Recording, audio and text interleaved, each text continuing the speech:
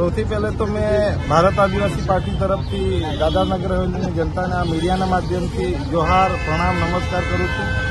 આજે ભારત આદિવાસી પાર્ટી તરફથી અમે ઉમેદવારી પત્ર ભર્યો છે અને જે બાબતે અમે સમર્થકો સાથે અહીંયા આવીને નોમિનેશન પેપર ભરીને આવ્યા છે.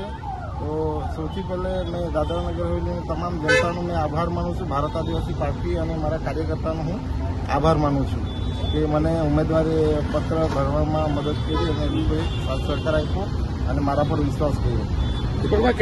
ભારત આદિવાસી પટ્ટે આ 2024ના લોકસભા ઇલેક્શનમાં તમામ મુદ્દાઓને લઈને ઇલેક્શનમાં ઉતરશે, જેવા કે ટીચરોની સમસ્યા છે, જળ જંગલ જમીનની સમસ્યાઓ છે, કર્મચારી વર્ગની સમસ્યાઓ છે, અહીંના સ્થાનિક આદિવાસીઓની સમસ્યાઓ છે, એજ્યુકેશન બાબતોની સમસ્યાઓ છે.